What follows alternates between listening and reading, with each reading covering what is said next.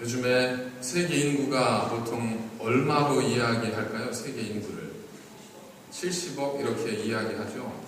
제가 이제 한국에서 비행기를 처음 탈 때 그때 한 65억 정도 이렇게 이야기했었거든요. 5억이 늘었습니다.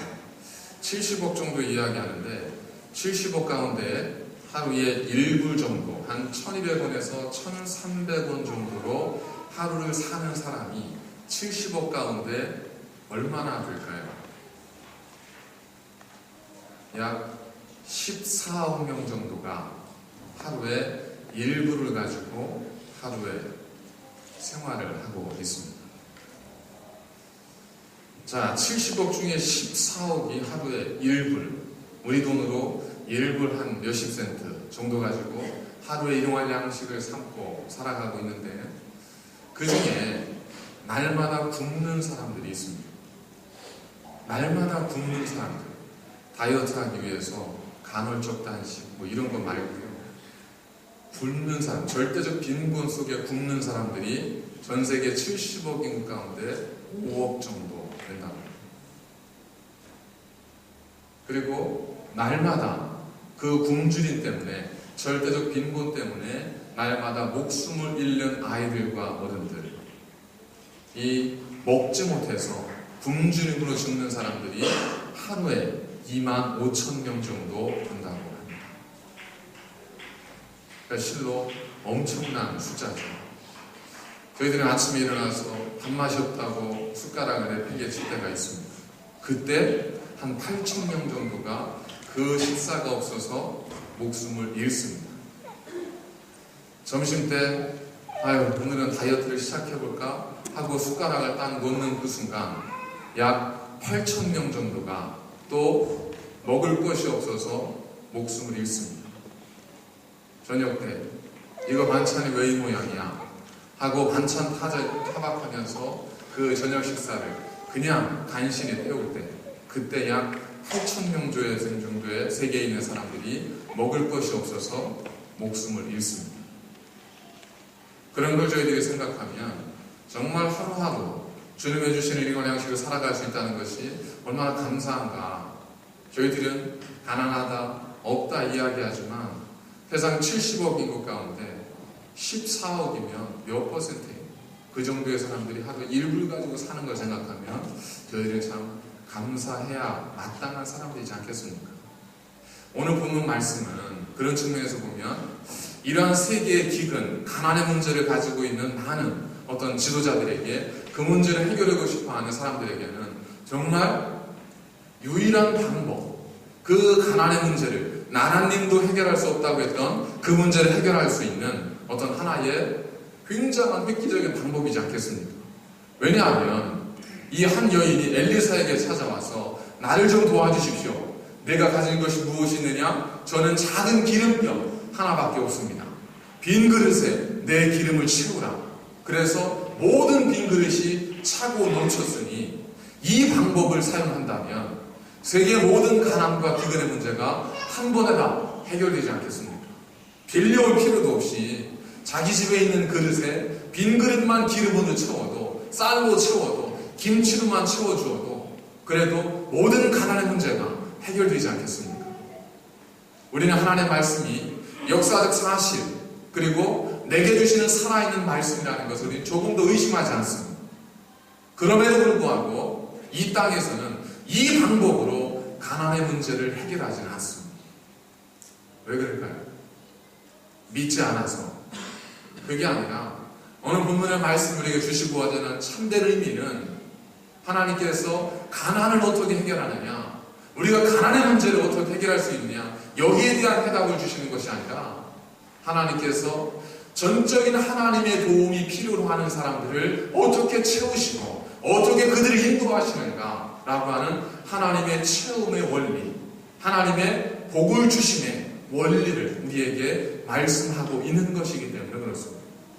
그렇기 때문에 이 말씀은 가난을 해결하는 방법이 아닙니다. 이 말씀은 빈 그릇을 채우는 그냥 단순한 매뉴얼이 아닙니다. 여기는 보다 깊은 하나님의 뜻이 담겨있고 하나님이 창조하신 그때부터 지금까지 이어져 오는 하나님의 채움의 비밀이 이 말씀 속에 담겨 있습니다.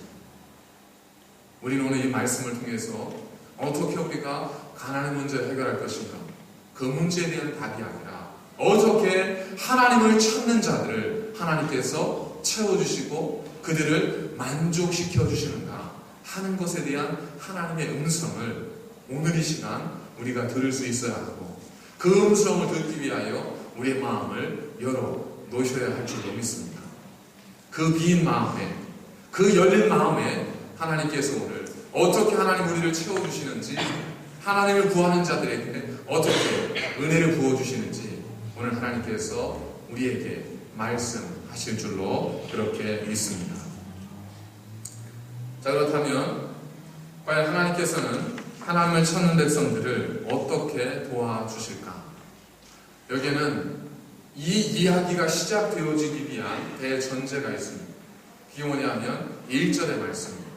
저희들 오늘 읽진 않았지만 지난주에 함께 언급했지 않습니까? 1절에 보면 이 여인이 왜 엘리사를 찾아왔는지에 대한 이유가 기록이 되어져 있습니다. 그 여인은 첫 번째, 남편을 잃었습니다. 이 가부장제의 사회에서 남편이 세상을 떠나갔다는 건 단순히 의지할 사람 한 사람이 사라진 것이 아니라 자신의 삶 자체가 이 땅 위에 무방비 상태로 노출되었다는 거라며, 두 번째, 남편만 떠나간 것이 아니라 그가 남겨둔 빚 때문에 자기 두 아들이 노예로 팔려갈 처지에 이르렀습니다. 자, 이 상황이 우리에게 보여주고 전해주는 건 뭐냐면, 이 여인의 힘으로는 도무지 이 문제를 해결할 방법이 없다는 겁니다. 이 여인은 그저 단순히 혹 하나님이라면 나에게 조금 더 좋은 방법을 주실 수 있지 않을까, 혹 하나님이라면 나에게 어떤 내가 원하는 것들을 채워줄 수 있는 더 좋은 방법이 있을 수 있지는 않을까, 그 마음으로 하나님께 나온 것이 아니라 하나님 외에는 도무지 나의 이 문제를 해결해 줄 사람이 없다고 하는 절박함으로 하나님 앞에 나왔다.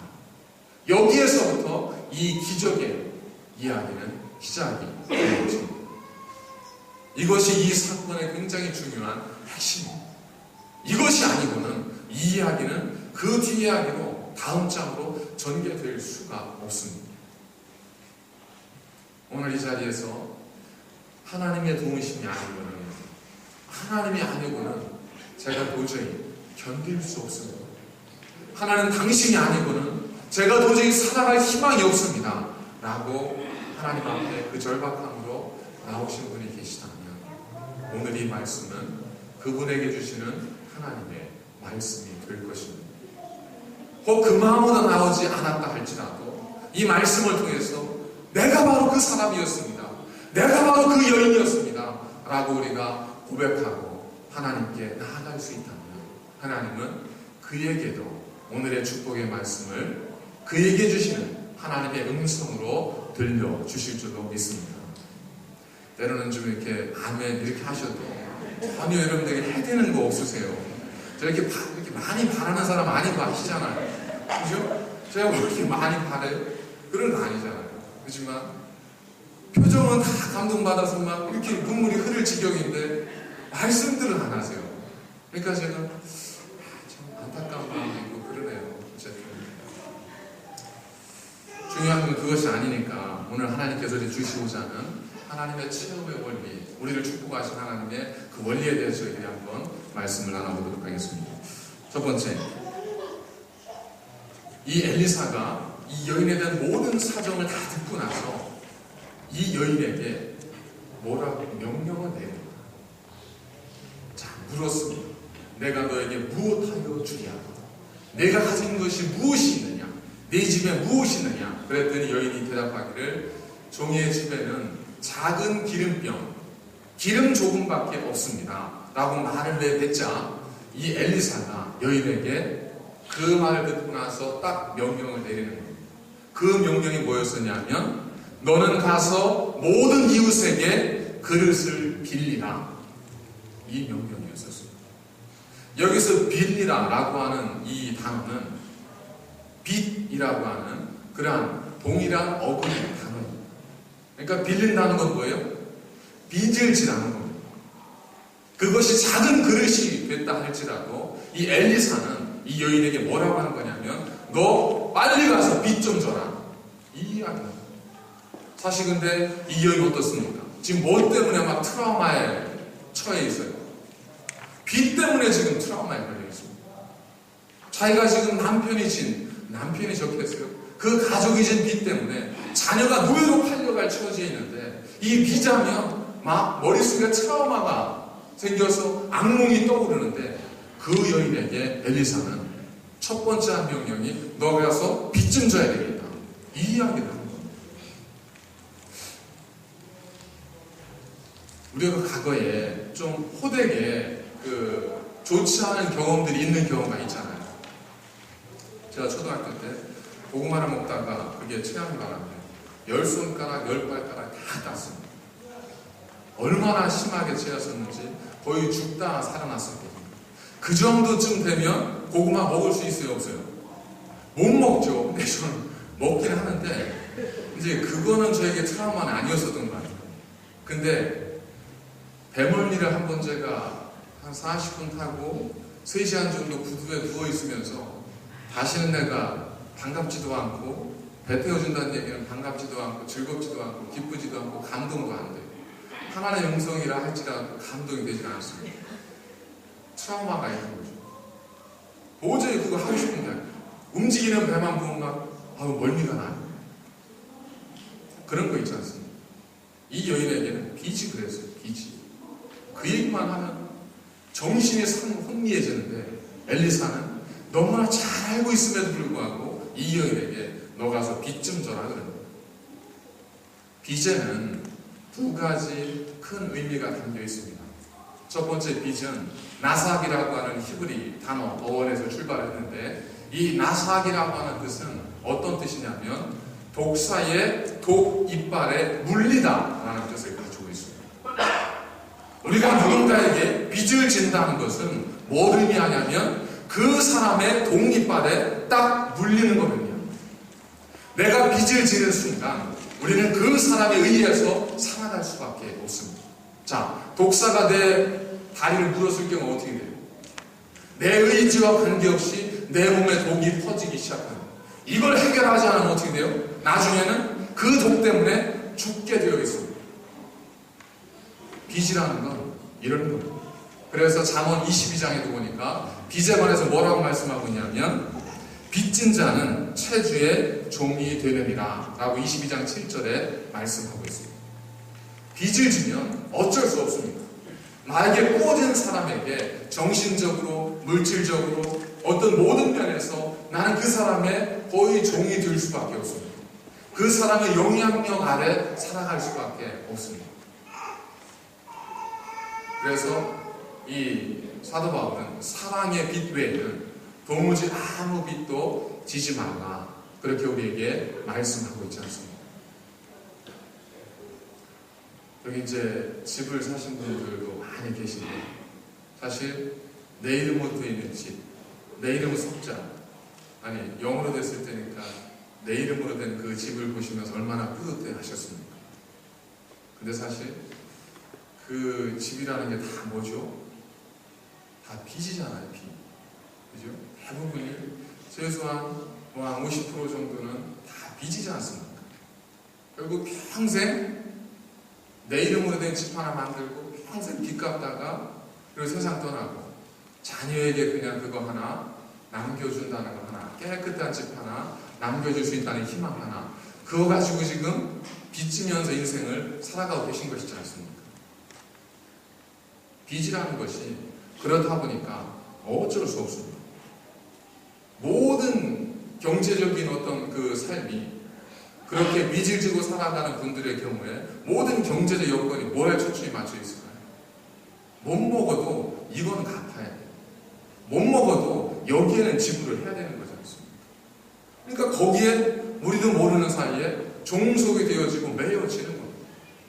빚이라는 건 이런 의미를 가지고 있습니다.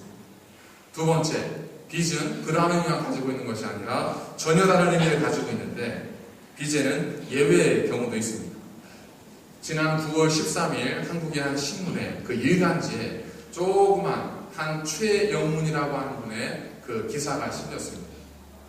어떤 내용이냐면 이분이 국내에 있는 아동 3명, 해외에 있는 아동 8명에게 자기가 매달 얼마씩 후원하면서 그 아이들을 돕고 있다라고 하는 그러한 줄거리 내용입니다. 뭐 특별할 거 없는 이 내용이 기사가 된 이유는 다른 것 때문이 아니라 이 남자의 이전의 과거의 삶과 연관이 있습니다. 이분이 초등학교를 다닐 때 1970년대 초반에 너무 힘들고 너무 어려운 가정의 형편 때문에 모든 것이 부족했을 때 컴패션이라고 하는 컴패션 인터내셔널이라고 하는 이 국제 그 어린이 양육기구에서 이 최영문이라고 하는 소년을 후원해주기 시작했습니다. 그래서 옷을 보내주고 신발을 보내주고 학용품을 보내주고 생필품을 보내주었습니다. 그렇게 해서 정말 가난해서 먹을 것도 없는 그때에 이 최영문이라고 하는 소년은 누군가 얼굴도 알지 못하는 한 사람의 도움에 힘입어서 이 사람은 학용품도 사용했고 옷도 입었고 그리고 신발도 신습니다. 그렇게 이 후원은 언제까지 이어졌냐면 중학교를 졸업할 때까지 이 소년에 대한 후원은 계속해서 이어졌습니다. 그러면서 이 기사의 소제목은 이겁니다. 40년 전 누군가로부터 도움을 받았던 한 소년이 이제 성인이 되어서 누군가를 돕는 자가 되었다는 거예요. 그런데 돕는데 내가 한 사람으로부터 도움을 받았으니까 나도 한 사람을 돕겠다는 것이 아니라 이 최영문이라고 하는 이 자그마한 가게를 운영하고 있는 이 중년의 남성은 내가 한 사람으로부터 도움을 받았지만 나는 11명을 내가 도와주겠다는 거예요. 그래서 나는 하나의 빚을 졌지만 이 최영문이라고 하는 이분은 그 빚을 몇 배로 갚는 거예요? 11배로 갚고 있습니다. 누가 시켜서? 아닙니다. 누가 권유해서? 그것도 아니에요. 그게 아니면 사업에 문제가 생겨서? 그게 아니에요. 뭐 때문에? 이 최영문이라고 하는 이분의 마음속에는 지금까지 살아오는 동안 자기를 위해서 얼굴도 자기가 누군지도 알지 못하는 자기를 위해서 도움을 베풀어줬던 누군가의 그 후원의 손길이 이 최영문이라고 하는 이 소년에게는 너무나 큰 사랑의 빚이었습니다. 너무나 큰 사랑의 빚이고 은혜의 빚이었습니다. 내가 나중에 좀 형편이 나아지면 내가 누군가를 도울 수 있게 되면 내가 반드시 누군가를 도와주리라. 이 마음이 이 소년의 가슴 속에는 그동안 계속해서 잘 잡고 있었습니다. 빚이라는 건 뭐예요? 빚이라는 건 누군가로부터 받은 은혜이지 않습니다. 누군가로부터 받은 호의가 빚입니다. 우리가 일반적으로 지는 세상의 빚은 때로 우리를 신용불량자로 만들고 우리의 집을 경매에 넘어가게 만들어서 우리의 삶을 피폐하게 만들기도 하고 사람과 사람과의 관계를 깨트리게 만들기도 하고 여러 가지 많은 악의 길로 우리를 끌고 가기도 하지만 사랑의 빚, 은혜의 빚, 우리가 받은 다른 누군가로부터 받은 그 정말 호의의 빚은 오히려 우리를 구속하는 것이 아니라 우리를 자유케 합니다. 우리를 무너지게 만드는 것이 아니라 우리를 일으켜 세우게 합니다. 우리를 절망 속에 빠지게 하는 것이 아니라 우리로 하여금 희망과 소망을 갖게 합니다. 이 사랑의 빛, 이것 외에는 너희는 아무 빛도 지지 말라는 말을 보겠습니다. 너희가 사랑의 빛이라면 질 수 있을 때 져라. 이겁니다. 이 사랑의 빛의 특징은 뭐겠어요? 달라고 해서 얻는 게 아니었습니다. 이 소년은 주세요에서 얻은 게 아니었어요. 그의 형편을 아는 누군가 그를 위해서 베풀어 주는 겁니다. 하나님이 값없이 우리에게 주시는 그 사랑의 빚을 우리가 받아야 합니다. 누군가 나를 위해서 베푸는 사랑의 빚이 있다면 우리가 기꺼이 그걸 받는 겁니다. 왜? 그건 빚이기 때문에. 우리는 하나로 받았지만 그 사랑의 빚이 우리 가슴에 심겨질 때 그것은 무엇으로 이어져요? 다른 사람을 향한 또 다른 사랑의 선한 힘으로 이어지게 되기 때문에 그렇습니다. 그래서 우리는 때로는 사랑의 빚은 우리가 지을 필요가 있습니다. 나를 향해 베푸는 다른 사람의 호의 받으십시오. 부걸해서 받지 말고 그의 진심을 받고 그의 마음을 받으십시오. 그리고 마음에 빚진 자의 마음을 가지십시오. 내가 이 빚을 어떻게 갚을까를 고민하십시오. 그러면 그 사람 나에게 하나를 주었지만 나는 절대로 하나로 갚지 않습니다. 우리는 받은 하나의 사랑이 10개의 사랑이 되서 30배의 사랑이 돼서 갚아지게 됩니다.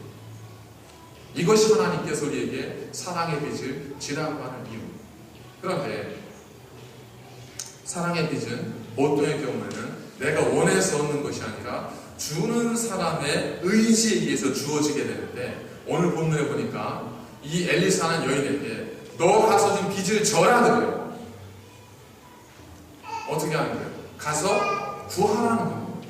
빚 좀 져오라는 거예요. 그냥 주는 사람 받으라는 게 아니라 빚 좀 져오라는 거예요.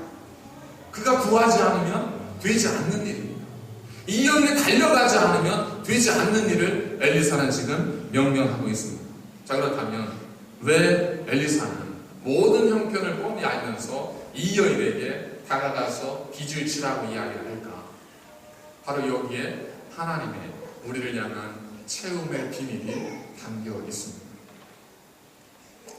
우리에 대한 시험이라기보다는 하나님께서는 우리로 하여금 먼저 준비하게 하신다.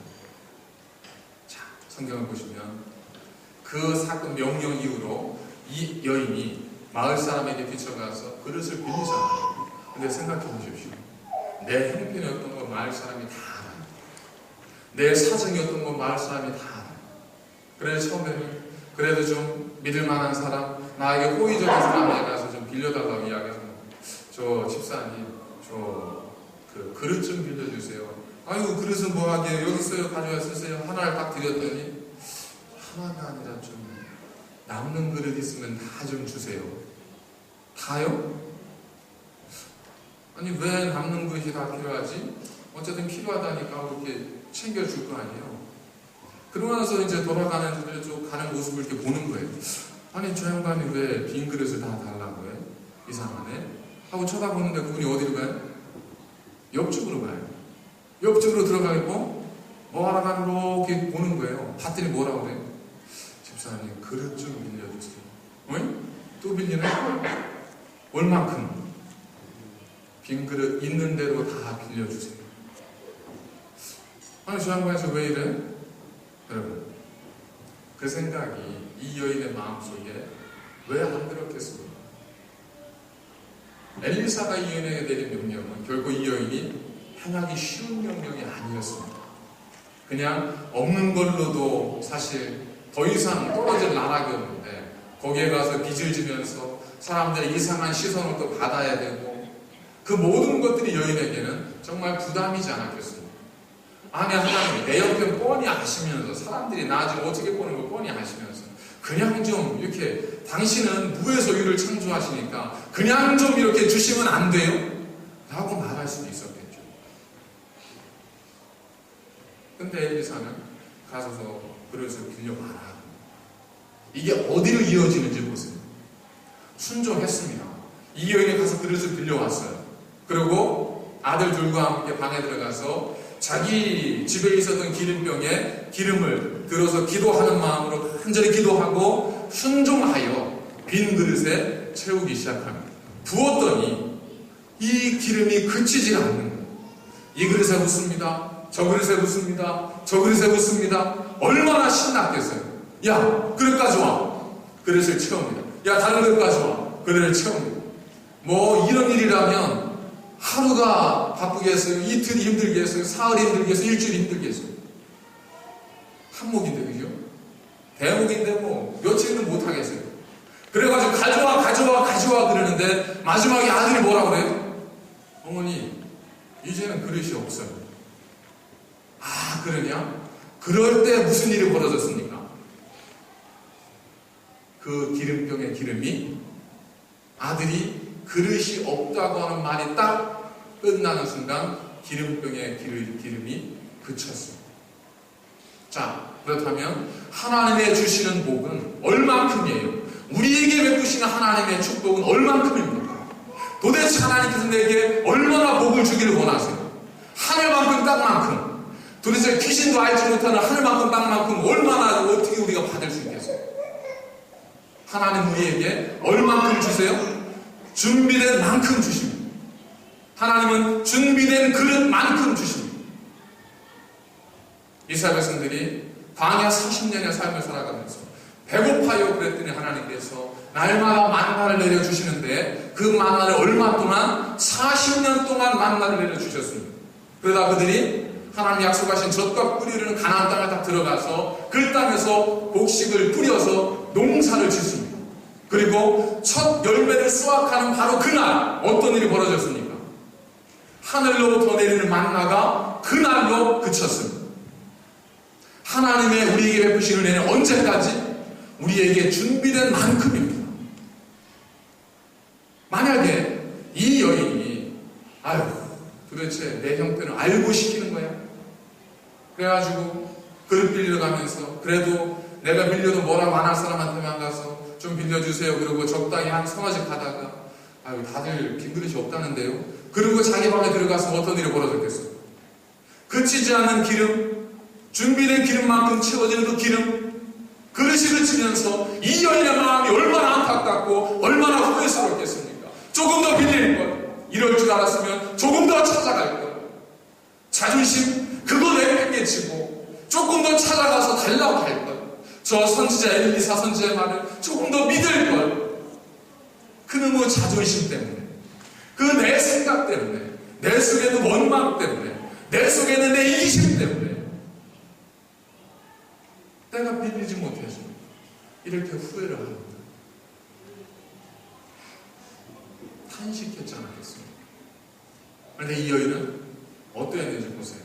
마지막에 보니까 엘리사가 이 여인에게 뭐라고 하냐면, 너는 이제 가서 그 기름을 팔아 내 진 빚을 갚고 그리고 내 두 아들과 남은 것으로 생활하라.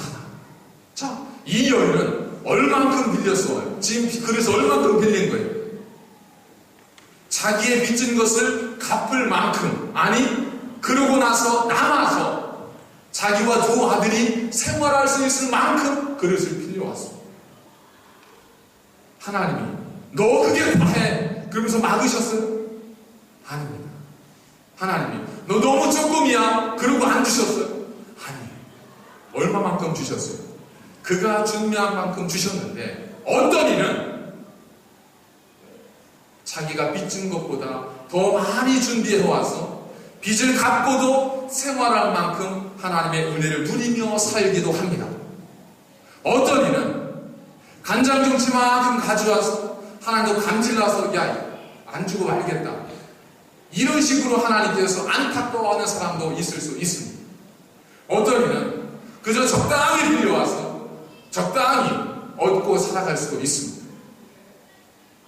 과연 하나님께서 우리를 축복하시되 얼마만큼 축복하기를 원하신다고 생각하세요?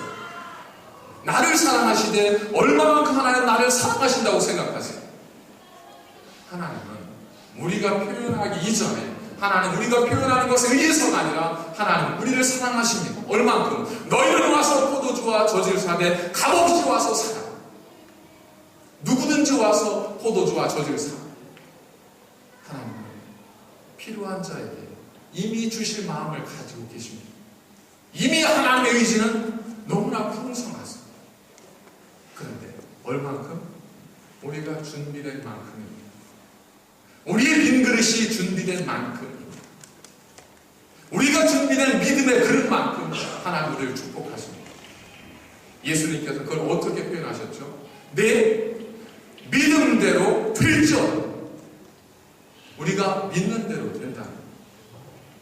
우리가 전적으로 하나님을 의지하고 하나님 당신이 아니면 나는 도저히 살 수 없습니다 라고 하나님을 의지하는 자에게는 하나님께서 그 믿음대로 채워주셔서, 이방 여인은 내가 자녀에게 줄 떡을 개에게 주니 마땅치 아니하다 라고 했지만, 이 여인은 그 주님을 향해서 주님 옳습니다, 개들도 주인의 상에서 떨어지는 그 부스러기를 먹습니다. 이 믿음의 빈 그릇 위에 주님께서 어떻게 하셨습니까? 가라 여인아, 내 믿음이 너를 구원하였노라. 내 딸의 병이 나았도다. 이것이 하나님께서 그 여인에게 주께서 주신 축복이었지 않습니까? 얼마큼 믿음의 그릇만큼, 우리의 빈 그릇만큼. 그러기 때문에 우리는 자꾸 우리 마음을 내려놓고, 우리의 영혼을 내려놓고, 우리의 중심을 내려놓고, 하나님 당신의 도움이 필요합니다. 나의 도움이 어디서 오고, 나의 도움이 천지를 주신 여호와에게서 오고, 주님 미안합니다. 나의 도움이 천지를 주신 여호와에게서 오고, 그 믿음 가지고 우리 믿음의 그릇을 넓히셔야 돼요.